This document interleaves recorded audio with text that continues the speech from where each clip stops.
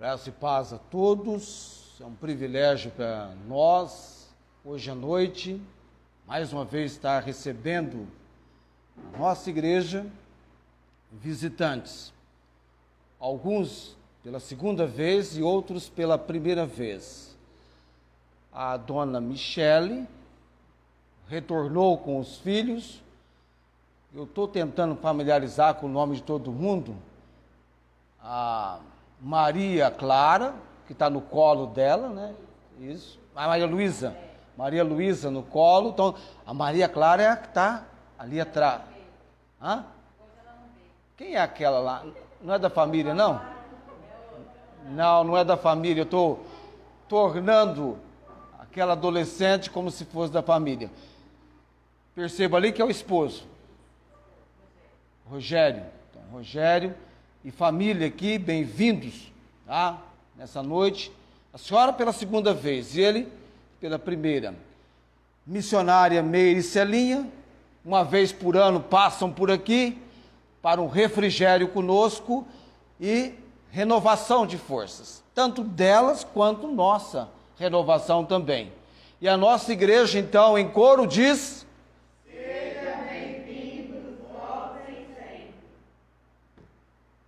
pensei que eles iam continuar. Se gostou, traga mais gente. Mas é bom estarmos nessa noite reunidos na casa do Senhor. Tem isso, verdade. Qual que é o nome? Raíssa. Raíssa, segunda vez. Não é estranha esse rostinho dela, né? Não é estranho para mim. Muito bem. Vamos então, nesse momento, a texto da palavra de Deus. Eu vou estar pregando hoje à noite sobre humildade versus soberba, soberba versus humildade. É um assunto que nós chegamos a esse terreno depois de passarmos pela experiência contada para nós pelo salmista no Salmo 40, uma experiência de livramento que Deus trouxe na sua vida. O salmista relatou que ao esperar com paciência no Senhor, o Senhor se inclinou para ele, ouviu o clamor dele, mudou a situação que ele estava vivendo, tirou de um charco de lodo, num lugar horrível, colocou os pés do salmista sobre uma rocha, firmou os seus passos, colocou um novo cântico na sua boca, um hino ao nosso Deus, e o salmista diz: muitos o verão e temerão e confiarão no Senhor. Ele diz: bem-aventurado o homem que põe no Senhor a sua confiança e não respeita aos soberbos, nem os que se desviam para a mentira. Então, trazendo essa consideração dos soberbos, de um lado a soberba e de outro lado a humildade. E nós temos tratado tanto da soberba quanto da humildade. Você viu que na semana passada, tá transmitindo? Tá ok a transmissão? Vocês conferiram aí a transmissão para mim? Conferiu, Felipe? Ninguém conferiu a transmissão? Nem toda vez dá certo, às vezes acho que, vamos ver, se alguém está ok na transmissão.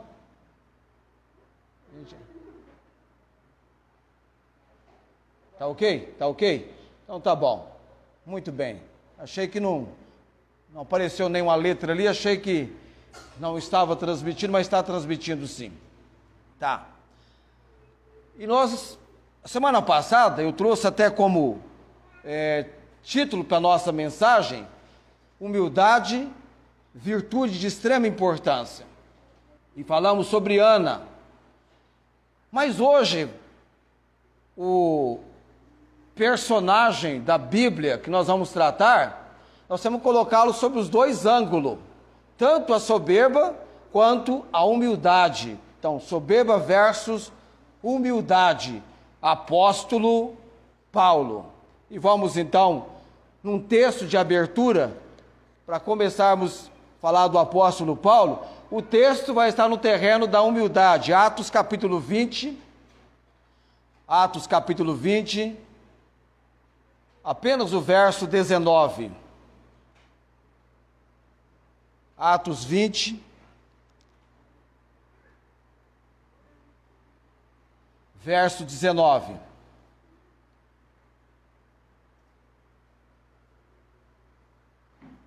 Atos capítulo 20, verso 19. Só um soldado do Senhor está pronto para a leitura? O verso 19? Ok. Atos 20, verso 19. O apóstolo Paulo aqui, ele dá um relatório da vida dele numa reunião com os anciãos da igreja de Éfeso. Já nesse momento, ele está num período, numa fase da vida dele, já passou as viagens missionárias, ele vai dar um pulo a Jerusalém, no templo, ele está indo para lá, e essa foi uma reunião muito importante para ele com aqueles anciãos, onde ele apresenta para eles um relatório da vida dele, o testemunho do ministério dele. E ele então, depois de falar como ele havia se comportado e portado pregando o evangelho, ele resume no verso 19 o ministério dele: servindo ao Senhor com toda, é o que ele diz aqui, Deus o inspirou a dizer isso, com toda humildade, e com muitas lágrimas e tentações, que pelas ciladas dos judeus me sobrevieram. Vamos orar. Obrigado, Deus bendito, por esse nosso tempo de culto, de reunião. Temos orado pela manifestação e obra conosco da presença do Senhor hoje à noite. Cada vida aqui, ó Deus, cada pessoa nessa reunião, entregamos aos cuidados do Senhor, ao agir do Teu Santo Espírito. Quanto ao tempo da mensagem, pregação da palavra, ó Deus, nos acompanhe. Fala conosco, ó Pai bendito, trazendo a nossa compreensão algo tão importante da Tua palavra, que tornar-se-á um bálsamo, um refrigério para as nossas almas. Usa-me, Deus, e capacita-nos, ó Pai, nesta missão tão importante, que é expor a exposição da Tua palavra. Ela dá luz, ela dá entendimento aos simples. Nos entregamos nesse momento, orando por estes que estão aqui na reunião na igreja, quanto também os que nos acompanham pela transmissão. Oramos no nome de Jesus. Amém. Assentai-vos.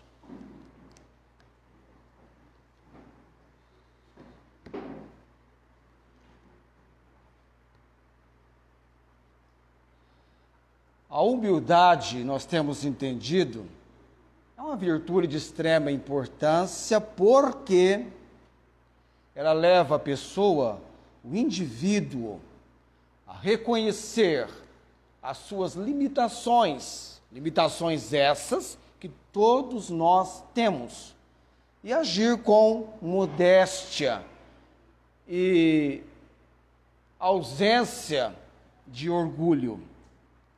O apóstolo Paulo, na palavra de Deus, depois de conhecer Cristo como seu único e todo suficiente Salvador, ele verdadeiramente é o homem a quem Deus elegera para ser um herói na área, no âmbito do evangelismo, da evangelização, e um exemplo a todos os missionários das épocas futuras.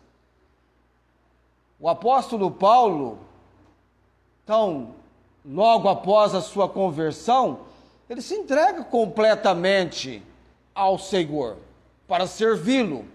E ele resume a sua vida servindo o Senhor, que Deus o levou a servi-lo com toda a humildade. Ele fala de tentações, de lágrimas, de ciladas que sobrevieram a ele. Não há como falar de humildade sem mencionar o apóstolo Paulo e seu exemplo como imitador do Senhor Jesus Cristo. Mas Paulo não começou sua vida adulta como um humilde seguidor de Jesus. Não, Paulo não começou como um humilde seguidor de Jesus.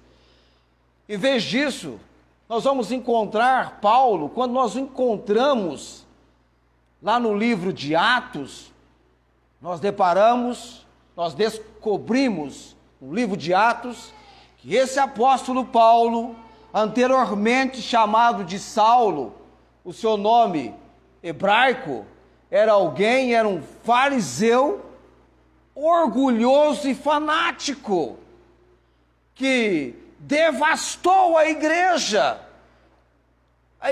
no seu início de missão e cumprimento da pregação do evangelho, deparou-se com Saulo, que posteriormente passaria a usar o nome romano Paulo, e ele devastou a igreja, arrastando homens e mulheres e lançando-os na prisão.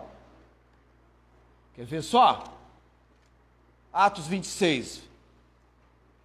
No testemunho dele, mais tarde, depois de um período de tempo servindo o Senhor, pregando o evangelho, ele então, contando o seu testemunho, ele diz no verso 9 de Atos 26, está falando aqui perante Festo, perante o rei Agripa, esposa Berenice, um conselho ali, falando na sua defesa, porque os judeus o odiavam, queriam matá-lo, depois que ele veio a Cristo como Senhor e Salvador.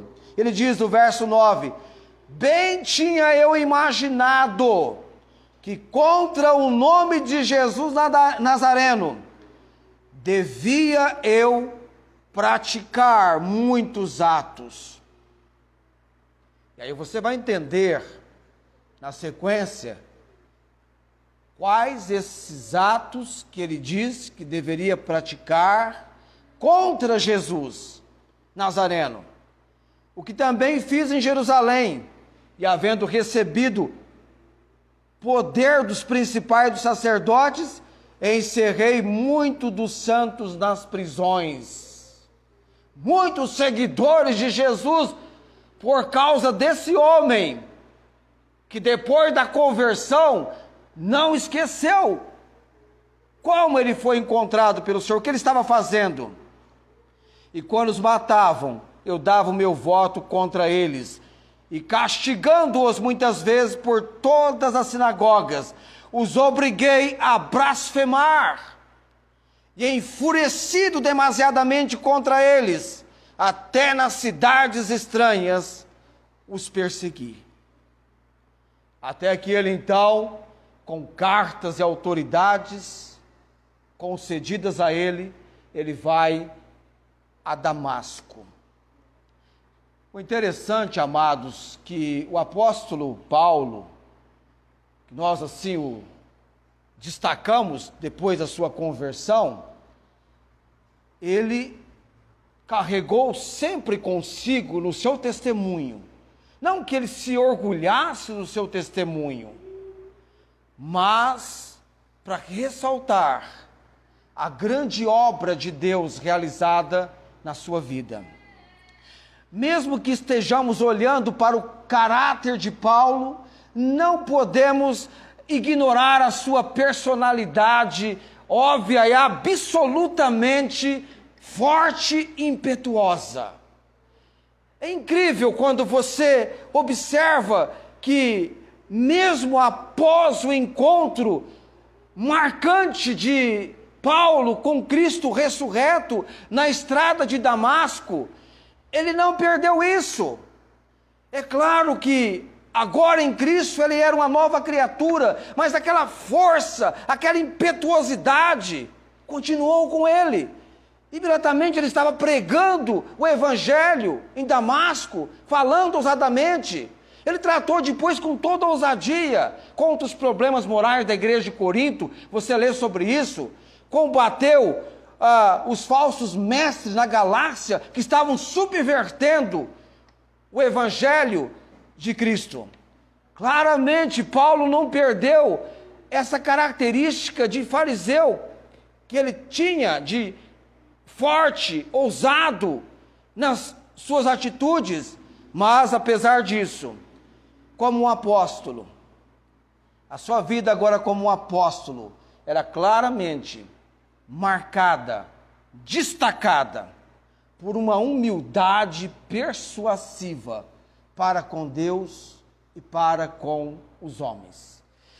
E quando a gente parte para avaliar Paulo, a humildade de Paulo, a melhor coisa que dá para a gente fazer é, pela Bíblia, chegar aos textos em que ele mesmo faz essa avaliação. Ele sempre considerou diante das pessoas quem ele era diante do Senhor. É interessante isso. Quer ver só? Vamos lá para 1 aos Coríntios capítulo 15. 1 aos Coríntios capítulo 15, verso 9. 1 aos Coríntios capítulo 15, verso 9.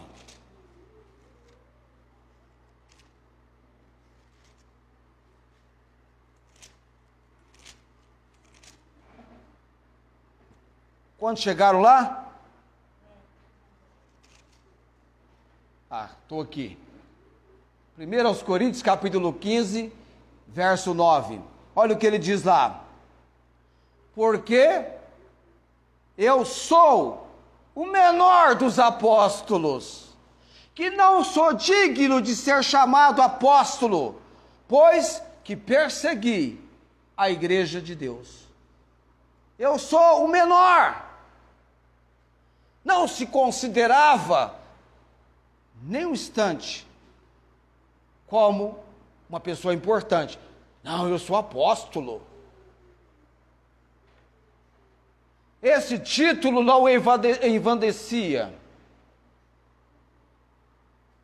Pelo contrário, ele diz, eu sou menor. Considerando todos os apóstolos da época, ele diz, eu sou menor, que não mereço ser chamado de apóstolo. Por quê, Paulo? Porque eu persegui a igreja de Deus. Tem uma outra consideração de menor que ele faz. Efésios capítulo 3, verso 8. Efésios capítulo 3, verso 8. Gálatas, depois vem Efésios. Efésios 3, 8.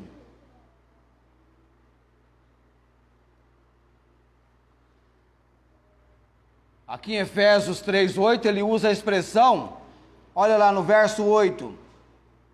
E olha que está falando aqui de algo que Deus usou na sua palavra para desvendar um mistério concernente à época da igreja. E Paulo escreveu sobre este mistério, a pregação do evangelho alcançando os gentios, e ele era um pregador aos gentios.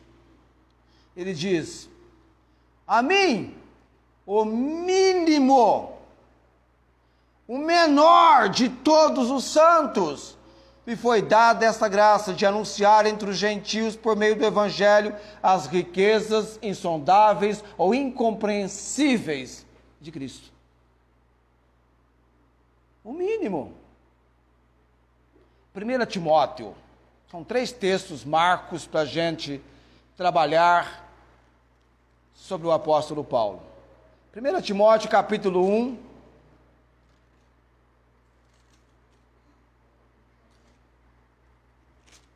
Primeira Timóteo, capítulo 1.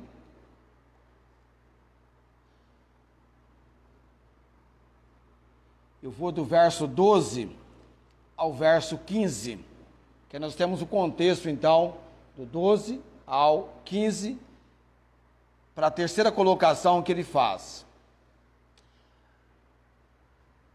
Na verdade, de 1 Coríntios 15, 9, ele diz que ele é o menor dos apóstolos, depois ele fala que ele é o mínimo dos santos, o menor dos santos, e no fim da vida dele, você vai perceber como ele se classificou. Verso 12: e dou graças ao que me tem confortado. Está falando aqui, ele vai mostrar de quem ele está falando. A Cristo Jesus, Senhor nosso, porque me teve por fiel, pondo-me no ministério. Quem levou Paulo para o ministério e usou foi Cristo. Ele foi vocacionado pelo Senhor, chamado, separado para pregar o Evangelho. E ele diz: a mim, veja, entenda no verso 13 agora, por que essa consideração do verso 12? A mim que dantes fui blasfemo, e perseguidor, e opressor. Eu li para você no testemunho dele em Atos 26, o que ele fazia. Ele reporta também aqui. Mas alcancei, ele diz, misericórdia. Amados, misericórdia, Deus não dá o que você merece. Deus não deu o que Paulo merecia. Pelo contrário, alcancei misericórdia porque eu fiz ignorantemente na incredulidade. Ele achava que aquilo era certo. Combater aquele nome, aquela pessoa, aquela pregação e aqueles pregadores do Evangelho de Jesus Cristo. Como existe alguns hoje, que se pudessem, fechariam o Brasil para Jesus. Fechariam a nação. Acabariam com Bíblia, igreja e seguidores do Senhor Jesus. Paulo diz, eu fiz ignorantemente na incredulidade. Verso 14, e a graça de nosso Senhor superabundou com a fé e amor que há em Jesus Cristo. De menor dos apóstolos, mínimo ou menor dos santos, agora veja onde ele chega aqui. Esta é uma palavra fiel, verso 15, e digna de toda aceitação. Qual que é essa palavra, Paulo, fiel e digna de toda aceitação? Que Cristo Jesus veio ao mundo para salvar os pecadores, dos quais eu sou o principal. Menor dos apóstolos, mínimo ou menor dos santos, ele chega à compreensão principal dos pecadores. Este homem sentia um grande privilégio de poder pregar o Evangelho, que antes ele combatia, depois do encontro pessoal com Cristo na estrada de Damasco, agora era o que ele mais tinha prazer. Ele não considerava o seu chamado como um trabalho penoso, mas o fazia com intenso deleite. Era agradecido pela oportunidade, pelo privilégio que Deus o havia dado, e humilde, eu sou o menor dos apóstolos, eu sou o menor dos santos. O Charles Spurgeon, as pessoas hoje entendem, eu não sou contra preparação não, amados, mas tem pessoas que Deus trabalha de uma maneira diferente. Eu disse no terreno nosso de estudo sobre orgulho e humildade, Ninguém é melhor do que ninguém, mas as pessoas são diferentes. Temos que entender isto. Há pessoas mais bonitas, pessoas mais ricas, mais destacadas, mas todos são iguais perante Deus e com características diferentes, mas ninguém é melhor do que ninguém. O Charles Spurgeon, que foi um pregador, que se converteu com 15 anos, logo em seguida estava pregando, deu um tempo pastoreando. Deus tinha uma razão para usá-lo daquela maneira, até pelo período curto de vida que ele teve. E o Charles Spurgeon, ele se entregou muito à exposição da palavra de Deus. Ele dizia o seguinte: quanto mais cheio o vaso, mais ele afunda na água. Quanto mais de Cristo nós tivermos, mais humildes nós seremos. Mas não é aquela humildade fabricada, é algo que vem de Deus sobre nós. A humildade, nós entendemos que a palavra do grego, do hebraico antigo, é humus, de onde vem a palavra humanidade e também a palavra homem. Humanidade, nós entendemos primeiramente como criatura nascida da terra para homem, e humildade significando terra fértil, algo que lembra o chão, que não tem elevação, que se rebaixa, é baixo. Está ligada com simplicidade, com modéstia, com ausência de vaidade quanto aos valores pessoais, êxitos e coisas assim. E o apóstolo, o Charles Spurgeon diz o seguinte: quanto mais cheio o vaso, mais ele afunda na água. Ele dizia isso pelo seguinte: se você busca humildade, tente trabalhar muito. Se quer conhecer sua inutilidade, tente fazer algo grande por Jesus. Tente fazer algo grande. Trabalhe. Se quer sentir toda a sua impotência longe do Deus vivo, tente especialmente a grande obra de proclamar as insondáveis riquezas de Cristo e saberá o quanto inútil, fraco, indigno você é. Ele dizia isso pelo seguinte: porque embora o apóstolo Paulo conhecesse e confessasse a sua fraqueza, ele nunca ficou confuso quanto à essência do seu ministério. Paulo sempre soube que no seu ministério, desde o primeiro sermão, desde a primeira pregação até a última, até o último sermão, ele sempre pregou a Cristo e nada além disso. Ele pregava a Cristo. Amém, irmãos? Cristo. João disse: convém, João Batista, convém que ele cresça e que eu diminua. Ele destacou Cristo. Tanto que ele diz: estou crucificado com Cristo e vivo. Cristo, Cristo. Foi Paulo que escreveu: Cristo em vós, esperança da glória. Ele foi usado por Deus, e ele entendia que não era porque ele era alguém extraordinário. Compreendia um propósito, um intento, uma razão. Eu acho lindo, eu vou até ler com você agora aquele vai, que você conhece tão bem, mas você não está atento ao que eu quero mostrar para você. Eu vou mostrar agora Atos capítulo 9, verso 15. Atos 9, 15.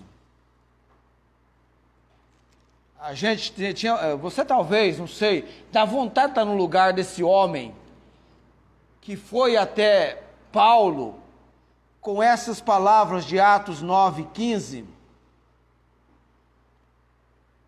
Deus fala com um homem chamado Ananias, quando ele tem uma responsabilidade dada por Deus para ser a primeira pessoa a encontrar-se com aquele que era o mais terrível e atroz perseguidor da igreja, que acabara de ter um encontro pessoal com Cristo, lá em Damasco.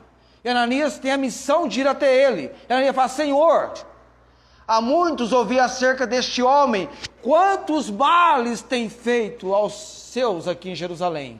E o Senhor fala para ele, disse-lhe porém o Senhor: vai, porque este é para mim um vaso escolhido, para levar o meu nome diante dos gentios e dos reis e dos filhos de Israel. Depois de Atos capítulo 9, você não tem mais nenhuma menção de Ananias, mas ele encontrou com Paulo, e a Bíblia diz que ele foi quem batizou Paulo, confirmando ali a obra redentora, salvadora, e Paulo agora seria um homem usado por Deus. E ele se entregou a pregar, sendo um exemplo. Devemos seguir o exemplo de Paulo. Ele enalteceu a cruz de Cristo e exaltou o Filho de Deus, que ali na cruz derramou o seu sangue.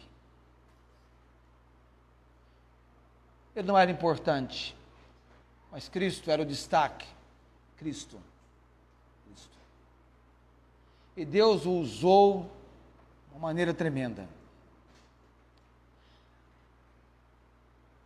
Mais uma vez, uma menção do Charles Spurgeon. Ele diz que os cristãos devem ser como aquelas encantadoras flores primaveris ou flores da primavera, que quando o sol se põe a brilhar sobre essas flores, encantadoras flores de primavera, elas abrem os seus cálices dourados, como se clamassem: enche-nos com o teu brilho.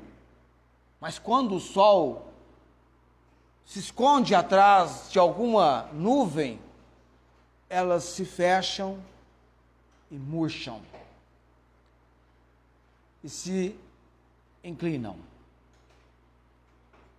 Assim eu e você, cristão em Cristo, crente em Cristo, devemos sentir a doce influência de Jesus. Jesus deve ser o nosso sol, e nós, como flores, rendendo-nos ao sol da justiça. Falar somente de Cristo, igualmente, seria isto, semente ao semeador e pão ao que come. O que eu quero dizer com isso, amado? Cristo é tudo, amém? Cristo é tudo. Brasa viva para os lábios e chave mestra para o coração que ouve. E por fim, já no fim da vida dele, ele se considera então, além do menor dos apóstolos, menor dos santos, o principal dos pecadores. Você já imaginou que contradição, que paradoxo, de um fariseu orgulhoso, fanático, há uma consideração que ele diz: eu sou o principal dos pecadores.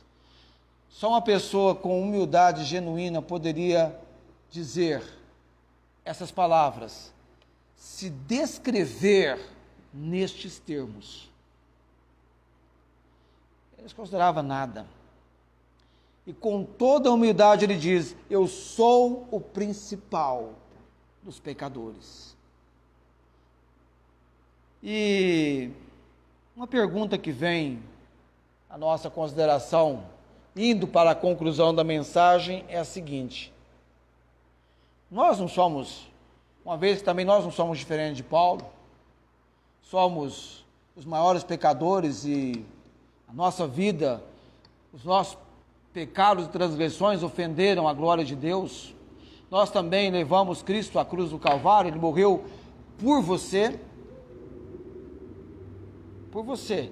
Não foi apenas Barrabás trocou de lugar com Jesus, eu também, você também. Nós somos como Barrabás. Olha, um criminoso, um malfeitor. Nós também. O pecado nos tornou criminosos, malfeitores, miseráveis, homens e mulheres perante Deus. Mas um dia Deus enviou o seu Filho para morrer no nosso lugar. E nós que estamos em Cristo, somos frutos dessa obra de salvação. E aí entra uma palavra importante que fez a grande diferença para o apóstolo Paulo e fará também a grande diferença na nossa vida para nos impedir de que venhamos a nos jactar-se, orgulhar, é a graça de Deus, graça irresistível. Volte comigo lá em 1 Coríntios capítulo 15, 1 Coríntios capítulo 15, eu não gosto muito de ficar folheando minha Bíblia de lá para cá, mas é necessário. 1 Coríntios 15, no verso, continuação do verso 9, porque eu sou o menor dos apóstolos, que não sou digno de ser chamado apóstolo, pois que persegui a igreja de Deus. Verso 10. Mas, pela, o quê? Graça de Deus, sou o que sou. E a sua graça para comigo não foi em vão. Trabalhei muito mais do que todos eles. Todavia não eu, mas a graça de Deus que está comigo. O que transformou Paulo, esse fariseu orgulhoso, fanático, depois da sua conversão, em um humilde apóstolo de Cristo, foi o entendimento de Paulo da graça de Deus.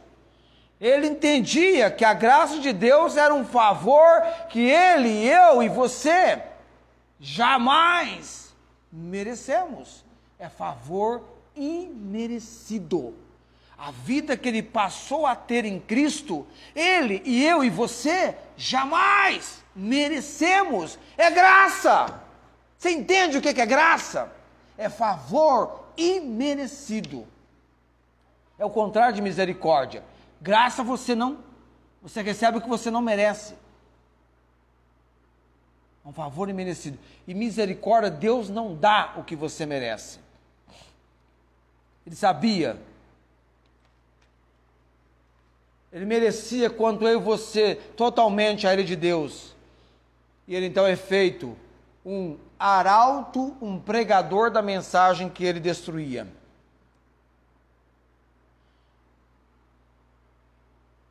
A graça de Deus.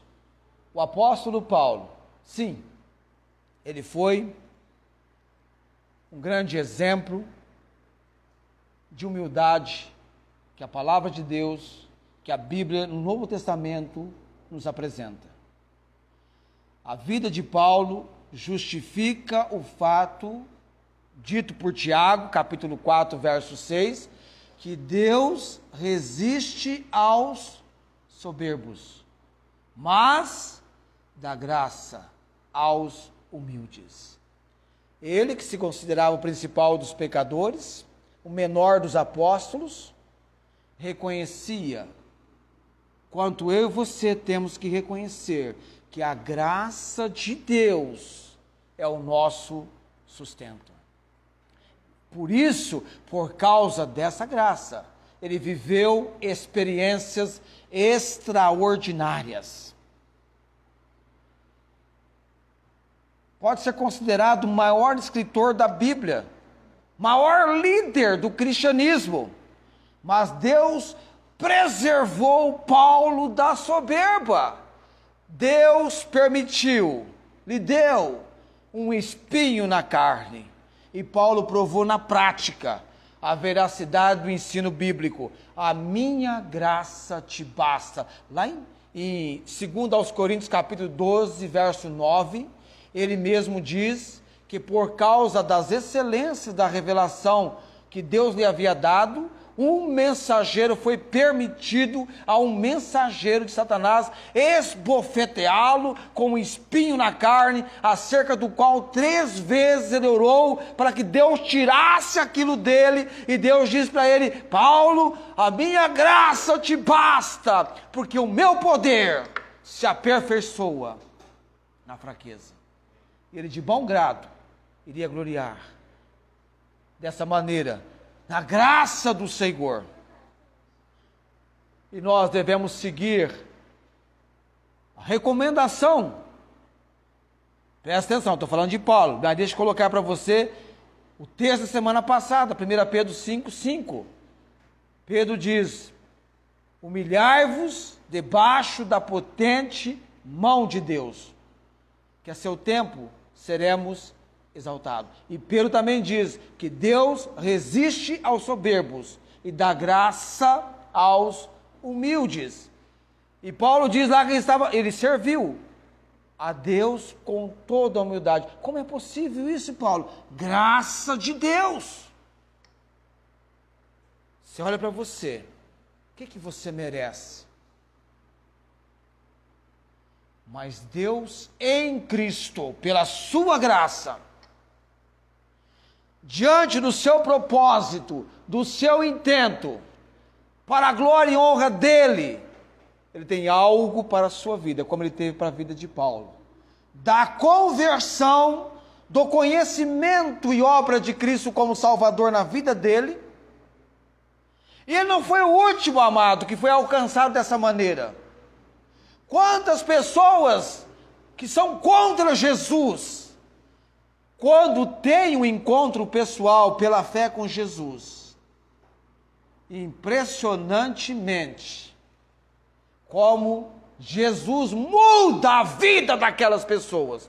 Não é a pessoa que irrompeu tal mudança, provocou, é algo de Deus. É Deus que diz: se alguém está em Cristo, nova criatura é. É graça de Deus. Porque Deus me trata assim? Tem uma razão. É propósito dele. E com cada pessoa, ele tem a sua particularidade, a sua maneira de agir. Alguns dizem que o livro de Atos é o livro dos feitos dos apóstolos, mas é Pedro num canto e Paulo no outro. O homem mais odiado dos judeus, pelos judeus, aliás. Os judeus queriam vê-lo morto, amados. Tanto quando ele era impetuoso, forte, ousado, também os judeus foram. E Paulo, quando perseguido e tentaram matá-lo, ele falou assim, amados: eu não sou contra a pena de morte, não. Se merecida fosse tal situação, eu me entregaria, mas eu não fiz nada digno de morte. Ele era perseguido porque pregava Jesus, amados. Mas mesmo assim ele encerrou os seus dias sendo decapitado em Roma no ano 66. Qual o crime? Pregador do evangelho este que nos coloca debaixo da graça de Deus e traz uma mudança magnífica, absolutamente necessária para cada pessoa. A época dele passou, mas ainda hoje, Deus em algum lugar, em muitos lugares, tem homens e mulheres como Paulo. são extraordinários? Não. O destaque é Cristo. As pessoas às vezes acham, eu preciso ser importante. Para que ser importante? Para quê? Para que você quer ser importante? A Bíblia diz que Deus eleva os humildes. Não são muitos os nobres, os poderosos, que são chamados, mas os fracos. E tem um propósito para isso, para que nenhuma carne se glorie perante Ele.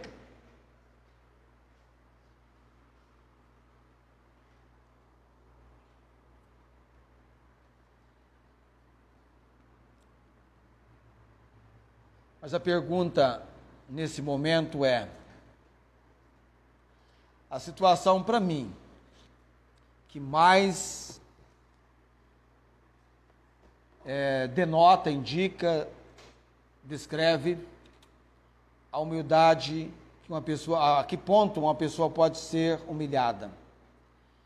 Alguém perguntou assim, tem jeito de não ser humilhado? Aí alguém respondeu, é só não se exaltar, porque quem exalta será humilhado, e quem é humilhado será exaltado.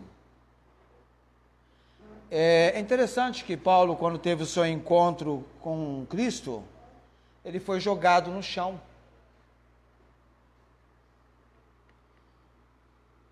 E Cristo se manifesta a ele do alto, e ele do chão. Ele foi jogado no chão, estava em cima de um cavalo, indo para Damasco, a prender os cristãos. Ele era o perseguidor. E ele pergunta, quem és, Senhor? E Jesus diz para ele, eu sou Jesus a quem tu persegues. Dura para te recalcitrar contra os aguilhões, como se estivesse dando murro em ponta de lança. Próxima pergunta dele. Já sabe quem é que está falando com ele? Diz, Senhor, que queres que eu faça?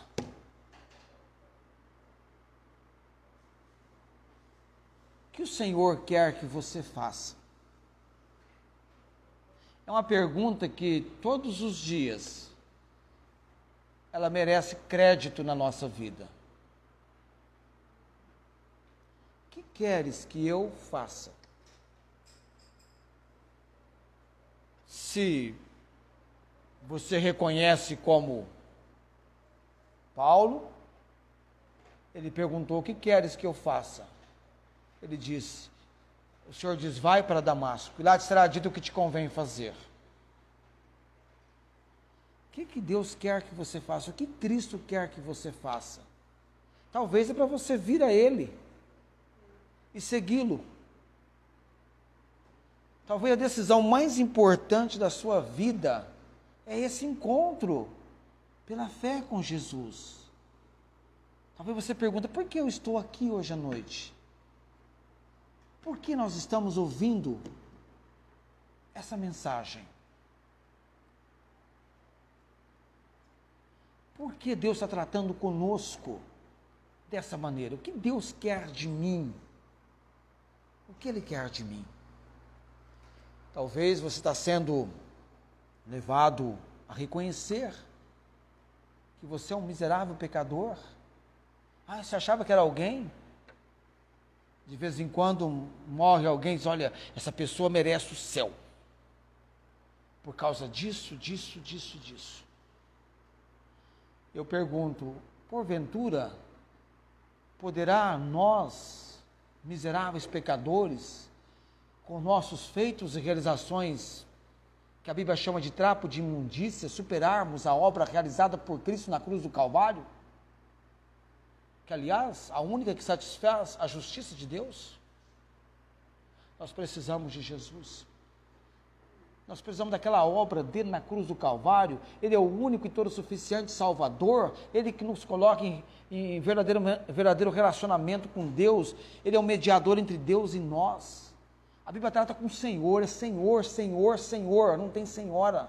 é Senhor Deus, é Senhor Jesus. A vida eterna é conhecimento, conhecimento de Deus, único e verdadeiro, conhecimento de Jesus. Jesus diz: todo aquele que o Pai me dá virá a mim, o que vem a mim de maneira nenhuma lançarei fora. Ele salva, liberta, transforma. Eu o conheci como meu Salvador, nós estamos em 2021, vai fazer 40 anos. 40 anos, como que o tempo passa tão rápido? Eu tomei uma decisão, aceitando Jesus como meu Salvador. Nós vamos orar agora, e talvez você aqui está tomando uma decisão em Cristo. A saber, se com a tua boca confessares ao Senhor Jesus, e creres que Deus o ressuscitou dentre os mortos, a Bíblia diz, será. Não é talvez não, viu? Questão séria, Deus trata com certeza, será salvo. Visto que com o coração se crê para a justiça e com a boca se faz confissão para a salvação. Texto da palavra de Deus, Deus usou quem para escrever esse texto? Apóstolo Paulo. Deus bendito e eterno, oramos pela igreja nesse momento. Ó Pai, como nós devemos reconhecer na nossa vida a graça do Senhor. Essa graça, esse favor imerecido, o Senhor tratando conosco, não dando o que merecemos, mas por graça. E a salvação, que é pela fé, por meio da graça, declara a tua palavra, não vem das obras, para que ninguém se glorie. Isso fica muito bem destacado na palavra do Senhor.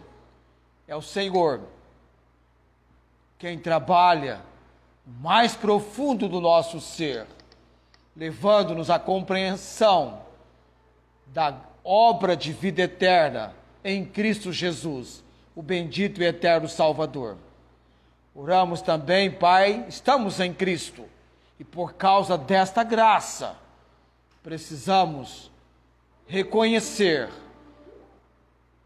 valorizar, como Paulo dizer, estamos servindo o Senhor com toda a humildade. Trabalhe isso em nós, ó Deus. Não somos importantes, não somos destaques, mas pregamos Cristo. A Ele toda a honra, a Ele toda a glória. Ele é digno de toda a honra e toda a glória. O Senhor o exaltou soberanamente. Ele deu um nome que é sobre todo nome, para que o nome de Jesus se dobre todo o joelho dos que estão nos céus, na terra e debaixo da terra. E toda língua confesse que Jesus Cristo é o Senhor, para a glória de Deus Pai. Obrigado, Deus, pela nossa reunião, esse tempo. Nós nos entregamos agora orando no nome de Jesus. Amém. Na parte nós vamos encerrar a live. Eu vou convidar a Meire, a minha esposa. Você vai tocar aí o piano ou você vai vir aqui? Vai ser com violão? Se for, vocês cantam aqui.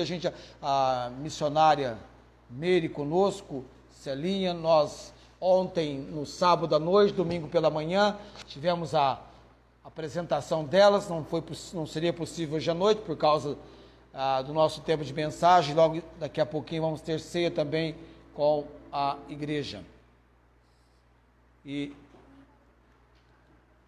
nós